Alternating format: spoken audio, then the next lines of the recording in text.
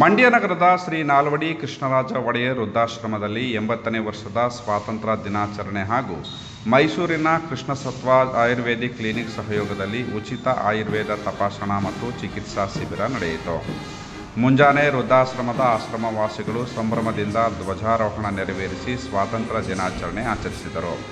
ಸಂಜೆ 4 ಗಂಟೆಗೆ ಕೃಷ್ಣಸತ್ವ ಆಯುರ್ವೇದಿಕ್ ಕ್ಲಿನಿಕ್ ಸಹಯೋಗದಲ್ಲಿ ಉಚಿತ ಆಯುರ್ವೇದ ತಪಾಸಣಾ ಮತ್ತು ಚಿಕಿತ್ಸಾ ಶಿಬಿರ ನಡೆಯಿತು. ಆಶ್ರಮವಾಸಿಗಳು ಆಯುರ್ವೇದ ಚಿಕಿತ್ಸೆಗೆ ಒಳಗಾದರು.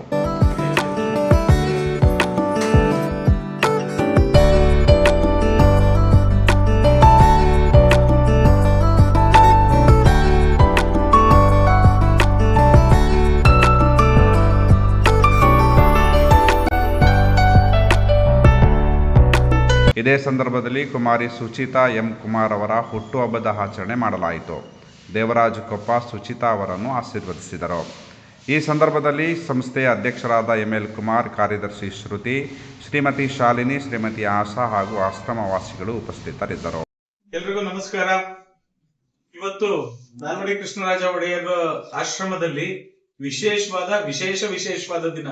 ಯಾಕೆಂದ್ರೆ ಒಂದು ದಿನ 3 ಕಾರ್ಯಕ್ರಮಗಳು ನಿರಂತರವಾಗಿ ನಡೆದಿದ್ದಾವೆ. ಬೆಳಿಗ್ಗೆ ಸ್ವಾತಂತ್ರ್ಯ ದಿನಾಚರಣೆಯನ್ನ ನೀವುಗಳೆಲ್ಲರೂ ಸೇರ್ಕೊಂಡು ಆಚರಣೆ ಮಾಡಿದಿರಿ.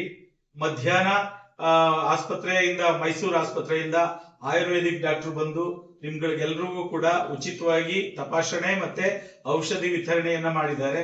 ಈಗ ನಮ್ಮ ಕುಮಾರ್ ದಂಪತಿಗಳ ಪುತ್ರಿ ಸುಚಿತಾ ಅವರು ಈ ಆಶ್ರಮದಲ್ಲಿ ತಮ್ಮ ಹುಟ್ಟು ಹಬ್ಬವನ್ನ ಆಚರಿಸ್ಕೊಳ್ತಾ ಇದ್ದಾರೆ. ಇವು 3 ಕೂಡ ಇವತ್ತು ವಿಶೇಷವಾದ ದಿನ. Happy birthday to